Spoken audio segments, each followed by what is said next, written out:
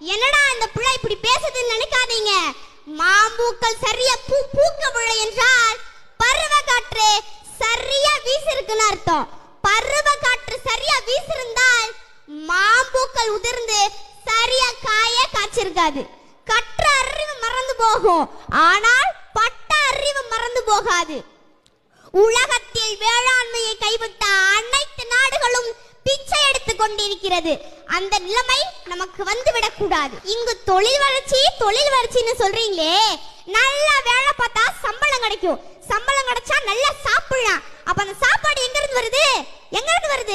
யாருக்கிட்டையும் பதில் இல்ல. விவசாயத்தை படிக்காதவன் செய்கிற தொழில் என்று நீங்க நினைக்கிறீங்க. விவசாயம் என்பது தொழிலே கிடையாது. அது நம்முடைய பண்பாடு, வாழ்வியல் என்பதை நீங்க புரிஞ்சுக்கணும். விவசாயத்தை படிக்காதவன் செய்கிற தொழில் என்று நீங்க நினைச்சீங்கன்னா, படிச்சவனுக்கெல்லாம் பசிக்காதான்னு கேட்டா பதில் இல்ல. அப்ப படிச்சவன் சாப்பிடாத, யார் சாப்பிடாத? விதைகள்